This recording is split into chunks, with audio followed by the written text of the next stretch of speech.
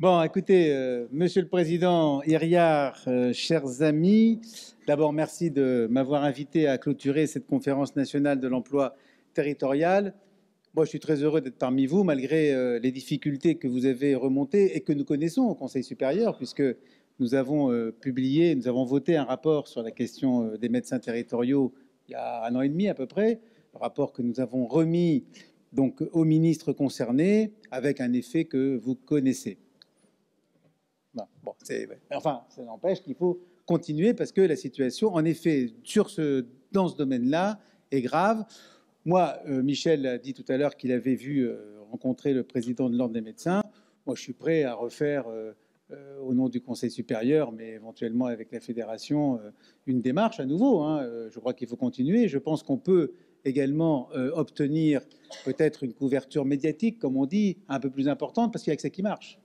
Il n'y a que ça qui marche, qu'est-ce que vous voulez. Donc, il faut simplement qu'avec la fédération, donc on remonte un certain nombre de cas précis que vous avez donnés. Si je comprends bien, enfin, je le savais déjà, mais il y en a quand même pas mal. Donc, on remonte des cas, voilà, le cas, voilà, un département, tac, tac. On remonte 10 cas et on fait un courrier avec ça et on communique là-dessus parce qu'il en va naturellement à la fois de la qualité des missions que nous pouvons exercer en tant que collectivité territoriale, et puis aussi, naturellement, de la santé et de la sécurité de nos propres agents.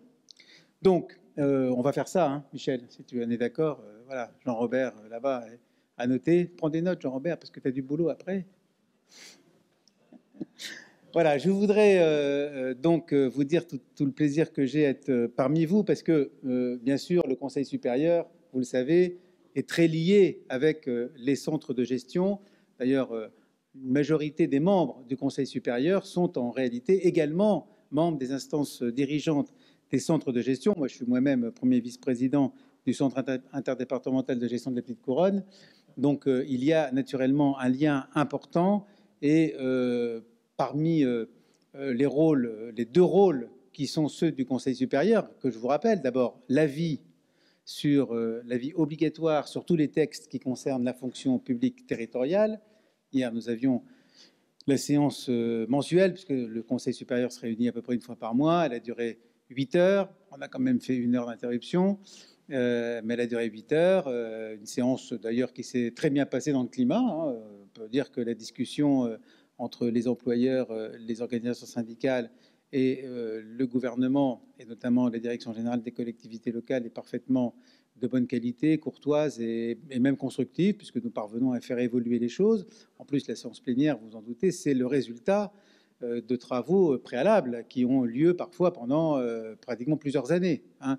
Et donc, par conséquent, des échanges, des constructions. Bien sûr, on n'obtient pas tout ce que nous voulons, ni nous, employeurs, ni les organisations syndicales, mais enfin, je crois qu'on contribue quand même à entretenir un climat positif et également à faire évoluer dans ce qui nous paraît être le bon sens, donc un certain nombre de textes. Donc hier, on a vu 19 textes, on a émis un certain nombre d'avis favorables, d'autres défavorables. On a mis un avis défavorable à nouveau sur le texte des attachés à cause notamment des questions de quotas. Mais enfin bon, voilà. Donc c'est donc une instance qui fonctionne bien et dans un bon climat.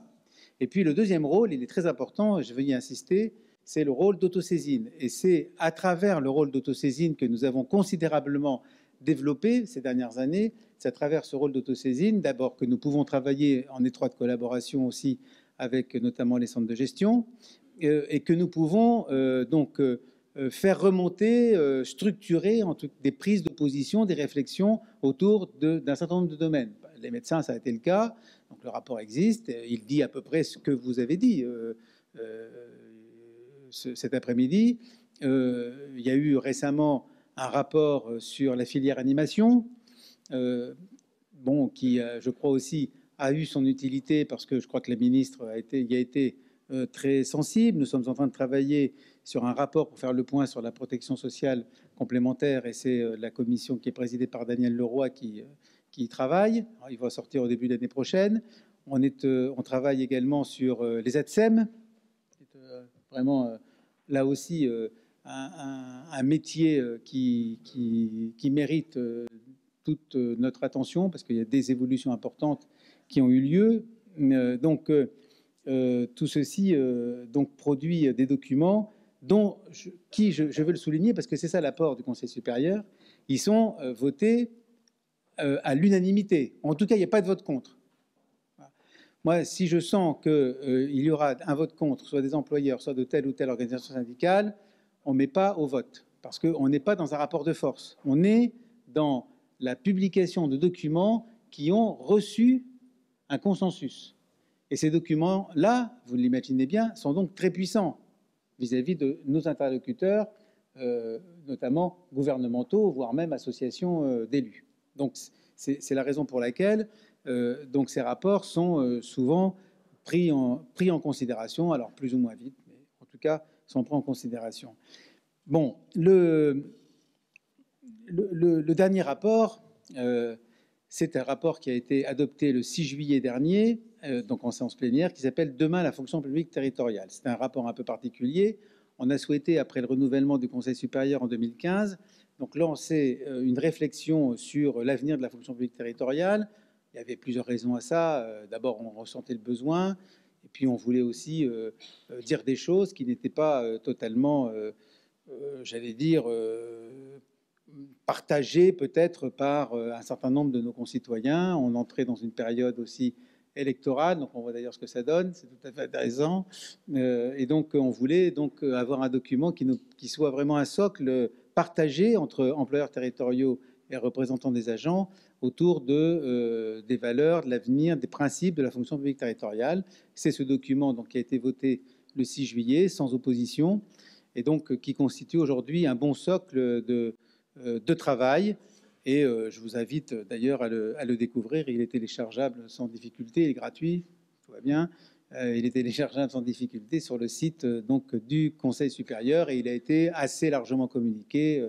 J'en ai fait une présentation, notamment à la presse au début septembre. Et bon, je crois qu'il a eu un bon écho. Et encore une fois, c'est un document qui a vocation à servir de socle à des propositions sur des sujets transversaux dont vous avez abordé un certain nombre aujourd'hui.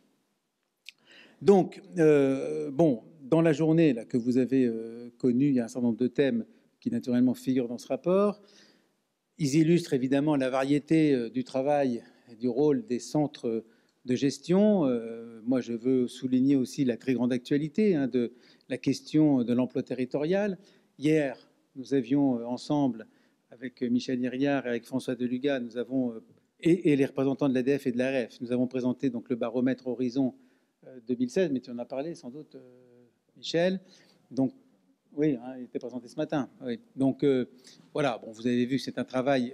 C'est intéressant que ce travail soit fait vraiment, parce que nous étions trop absents, nous, employeurs territoriaux, nous étions trop absents de ce sujet et nous étions donc soumis, en réalité, aux affirmations, aux analyses, etc., d'un certain nombre de structures extérieures qui, souvent d'ailleurs, ont des bases de travail qui sont très nettement inférieures à la base de travail que nous avons nous-mêmes construite pour ce baromètre. Et donc, par conséquent, il était vraiment très important que nous puissions faire ça. On l'a fait l'année dernière, on l'a refait en 2016.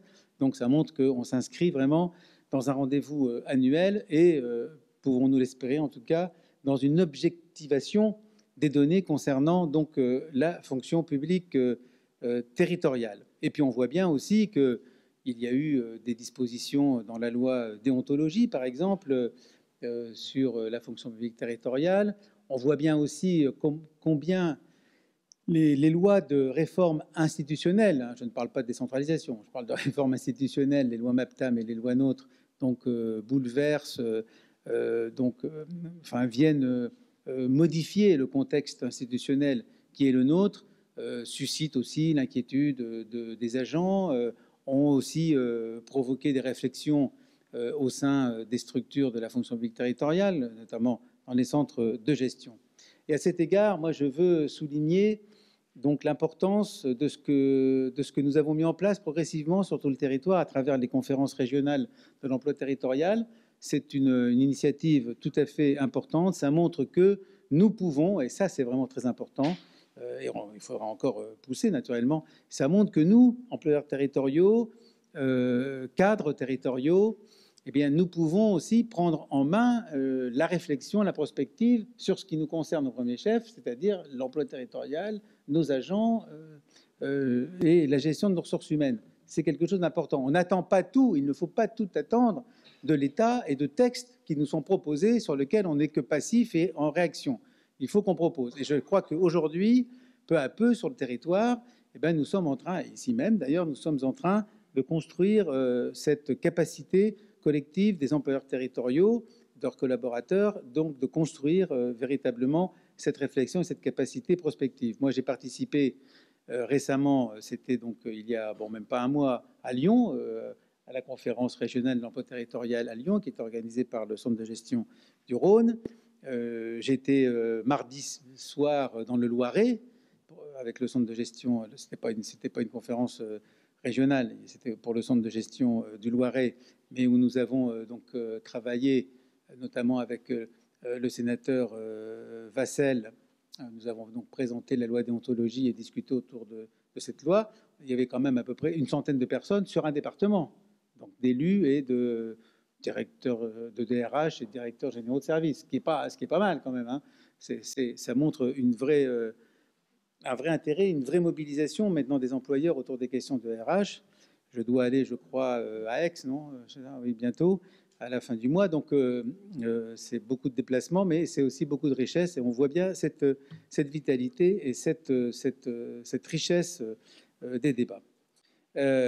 Alors, pour les centres de gestion, hein, vous le savez, je vous l'ai dit, donc grande proximité entre le Conseil sup et les centres de gestion. Et moi, je suis très heureux, puisque je suis ces questions depuis maintenant plus de 15 ans. Moi, je suis très heureux de voir que les centres de gestion, eh bien, ont dans le paysage territorial une place réaffirmée, je dirais même croissante. Donc moi, je m'en réjouis. Ce sont des structures qui ne font pas forcément beaucoup de bruit, mais qui fonctionnent de manière très efficace. Alors évidemment, d'un département à l'autre, le fonctionnement n'est pas le même, l'histoire n'est pas la même. Il y a la personnalité évidemment des élus qui n'est pas la même. Mais en tout cas, on voit bien que les centres de gestion, depuis quelques années, donc, connaissent donc un regain d'activité et d'imagination. Leur place a été renforcée avec la loi Sauvadet, que vous connaissez. Elle a encore été renforcée avec la loi déontologie, puisque des nouvelles compétences, même si, bon, ça aurait pu aller plus loin, mais enfin, en tout cas, un premier pas, ou en tout cas, c'est un progrès, a été franchi. Je voudrais d'ailleurs, j'ai parlé d'Alain Vassel, je voudrais vraiment le remercier, donc à distance. C'est quelqu'un qui est très impliqué. Il est membre d'ailleurs aussi suppléant du Conseil sup. Il est président du centre de gestion de l'Oise. Et puis remercier aussi Françoise Descancrenier, qui a été membre du Conseil supérieur. Elle n'est plus élue locale aujourd'hui, mais elle est députée. Et donc elle a été rapporteure de la loi déontologie. Et nous avons eu un travail en collaboration. Elle était rapporteure à l'Assemblée, Vassel était rapporteur au Sénat. On a eu un travail en collaboration très étroit avec ces deux rapporteurs. Et je pense que voilà, tout ça, c'est pas des révolutions. C'est on avance pas à pas, on avance tranquillement, on consolide peu à peu. Et nous avons, je crois, donc fait de ce point de vue un travail important. Voilà, alors les thèmes d'intervention, le baromètre, j'en ai parlé. La question des recompositions permanentes et complexes qui caractérisent les collectivités locales, ça c'est un sujet qui nous préoccupe beaucoup. D'ailleurs, on avait travaillé, vous savez, de manière très efficace avec Madame Lebranchu au début du quinquennat, lorsque il y avait, vous vous souvenez, cette grande idée de l'acte 3 de la décentralisation. Enfin, ça s'est transformé tout ça, mais enfin, à l'époque, il y avait l'acte 3 de la décentralisation, et nous avions dit à l'époque, il ne fallait pas recommencer l'erreur de démarche de la loi de 2010, qui n'avait pas du tout pris en considération la question des personnels dans les réformes, enfin dans l'élaboration de la loi. Alors, on avait pris en compte les questions institutionnelles, les questions financières et les questions de compétences, mais pas les questions de personnel. Et nous avions donc dit, on avait fait d'ailleurs, le Conseil supérieur avait fait un rapport en autosaisine sur une évaluation justement des conséquences pour les personnels de la loi de 2010. Et nous avions dit au début du quinquennat, donc en 2012-2013, on avait dit à Madame Lebranchu, on lui avait dit, écoutez, on ne peut pas refaire ça, il ne faut pas refaire ça, ça crée trop de frustration, trop d'inquiétude, il faut au contraire prendre en compte immédiatement la question des personnels.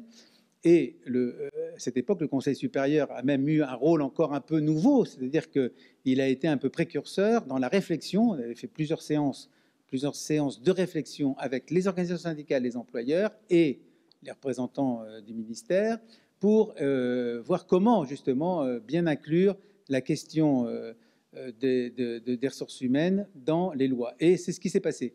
C'est ce qui s'est passé. Quand vous voyez la loi MAPTAM, il y a un certain nombre de dispositions qui prennent en compte immédiatement, tout de suite, la question des personnels et qui était de nature, même si c'est jamais parfait, mais qui était de nature, donc au moins à rassurer et à organiser un peu mieux donc les conséquences pour les personnels des fusions, des réorganisations, etc. Donc c'est un travail, ça a été un travail intéressant, important, un peu de préfiguration, on peut dire, donc de la loi. Alors évidemment, après, bon, cette grande loi de décentralisation a été séparée en deux, trois, enfin bref, il y a eu tout ce que vous avez connu, mais bon, en tout cas, on avait réussi à faire ce travail avec notamment à l'époque Serge Morvan, qui était le directeur général des collectivités locales et qui avait été directeur général de département. Donc il avait une vraie connaissance, une vraie sensibilité de ressources humaines au sein des collectivités territoriales. Voilà, donc si vous voulez, je ne serai pas beaucoup plus long sur la question des médecins. Vous en avez parlé très largement. C'est un point tout à fait majeur. En effet, plus généralement, il faut que nous travaillions sur la question de l'absentéisme, mais malheureusement, alors l'observatoire, enfin le baromètre tente d'y répondre un peu, mais il faut qu'on aille plus loin, parce que les causes de cet absentéisme sont malheureusement enfin en tout cas insuffisamment analysées. Absentéisme pour raison de maladie. Alors on dit, bon, bah, il n'y a qu'à mettre un jour de carence, 3 jours, etc. Enfin bon, il faut quand même aussi analyser pourquoi il y a cet absentéisme. Et on voit bien, et on le connaît, on en a parlé tout à l'heure, et vous avez dit, et vous avez raison, vous avez souligné pour certains d'entre vous, la solidarité qui pouvait exister au sein d'un service, parce que c'est pas vrai que dans les petites collectivités, c'est vrai aussi dans les collectivités moyennes, voire grandes, c'est la solidarité qui pouvait exister au sein d'un service et qui en réalité fait que l'absentéisme dit, je ne sais pas comment dire, de confort ou de complaisance, il n'est pas forcément aussi important que ça. D'ailleurs, moi je dis toujours, hein, c'est pas quand même le maire qui signe l'arrêt de travail, hein, faut quand même pas non plus exagérer. Hein, bon, oui, donc moi je veux bien qu'on nous tape dessus, mais c'est pas le maire qui signe l'arrêt de travail. Mais on voit bien aussi que c'est aussi la conséquence, cet absentéisme, peut-être d'un management qui fait un peu parfois défaut. Bon, bien sûr, il y a ça. Et d'ailleurs, dans le rapport sur le temps de travail que j'ai remis au Premier ministre au mois de mai, nous soulignons très largement, qui a été fait avec plusieurs inspecteurs généraux, on souligne très largement donc les défauts, les insuffisances du management dans les fonctions publiques en général, pas uniquement la territoriale. Et on dit, c'est peut-être ça, c'est peut-être plus important que d'avoir formellement 2 heures de travail en plus par semaine. C'est peut-être plus important de travailler sur le management, parce qu'il y a beaucoup de choses à faire, puisqu'on a plaqué en fait la réduction du temps de travail sur une organisation précédente, préexistante, sans remettre en question du tout l'organisation. Donc on dit, bon, voilà, donc le management, il y a évidemment toujours des progrès à faire. Ce que je vous dis là, vous savez, c'est vrai dans l'État, c'est vrai à l'hôpital, et c'est vrai aussi dans les entreprises en général, dans toute organisation, c'est vrai. Il y a aussi la nature des missions et des travaux qui sont effectués par nos agents, l'insuffisance encore de formation. Je pense à des formations simples, hein, des formations comment gérer son corps dans le travail, quoi. Les formations qu'on connaît bien de gestes et postures, etc. Bon, c'est des choses qui sont quand même relativement nouvelles. Donc les gens qui n'ont pas, ceux aujourd'hui, peut-être les jeunes, les plus jeunes, personnels les plus jeunes seront peut-être moins sujets à ces maladies. Mais en tout cas, pour les personnels un peu âgés, ben, malheureusement, eux, ils sont parfois dans une situation évidemment médicale un peu difficile. Et donc, la question des reclassements professionnels est importante. C'est une des questions majeures, à mon sens, qu'on a à régler, quoi. Il faut que nous progressions là-dessus. Bon, on a donc là aussi un certain nombre de propositions. Donc voilà toute une série de chantiers. Ils sont recensés encore une fois dans ce livre blanc « Demain, la fonction publique territoriale ». Je veux simplement vous dire, pour conclure, moi je suis prêt, en tant que président du Conseil supérieur, à me rendre dans les départements, là où vous le souhaitez, si vous souhaitez organiser des tables rondes, des rencontres, etc. Bon, évidemment, comme en même temps, il faut que je fasse aussi des déplacements pour l'Association des maires de France et pour les assemblées départementales des maires de France, ça fait beaucoup de déplacements. Là, je pars demain à Agen, vendredi, je suis à Brignoles. Enfin bref, bon. Mais j'aime bien ça, hein. Mais c'est fatigant, hein, parce que j'ai quand même ma mairie aussi, hein. faut que j'y sois quand même de temps en temps. Hein. Bon, pour l'instant, ça va, mais après, 2020 approche. Hein. Voilà. Bon, non, puis c'est important, la mairie. Hein.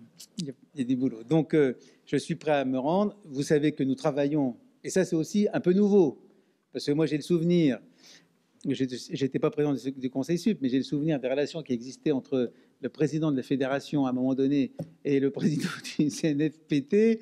En fait, ils pouvaient pas parler, c'est-à-dire qu'on pouvait pas les mettre sur la même tribune. Ça a changé, et je veux vous dire que les trois présidents des trois instances qui sont différentes dans leur nature, la fédération, le CNFPT et le Conseil sup, je ne dis pas qu'ils sont d'accord sur tout, on peut pas dire ça. Enfin, en tout cas, on se voit très régulièrement, on échange, on monte des opérations en commun, y compris des opérations en direction du gouvernement sur les sujets qui nous semblent donc importants. Nous soutenons le combat qui est mené pour le retour à 1% de la cotisation CNFPT. On le soutient parce que, non pas pour que le CNFPT ait systématiquement le monopole de la formation, d'ailleurs il ne l'a pas, puisque les collectivités aujourd'hui consacrent à peu près 2% la masse salariale à la formation et que le CNFPT, c'est 0,9. Donc, il y a plein de formations à côté. Mais, parce que le CNFPT est un outil de mutualisation, d'abord de la formation, et c'est important pour les agents qui travaillent dans les collectivités les plus petites, et parce que c'est aussi, comme le sont les centres de gestion, un outil d'harmonisation de la fonction publique territoriale qui, si on n'y prend pas garde, eh bien, si ces structures n'existaient pas, eh bien, pourraient donc éclater. Et perdre donc cette richesse qui fait qu'un agent donc peut mener carrière au sein d'un ensemble de plus d'1,5 million d'agents. Hein. Donc on le fait pour ça. Et donc pour ça, le CNFPT est important et c'est la raison pour laquelle nous soutenons le combat qu'il essaye de mener pour le retour au 1%. En tout cas, sachez que le Conseil sup, la Fédération, eh bien, c'est pratiquement les deux doigts d'une même main. Ça fait une main à deux doigts, c'est pas grand-chose, hein, Michel, mais enfin, voilà. En tout cas, merci à vous de m'avoir invité, de m'avoir écouté.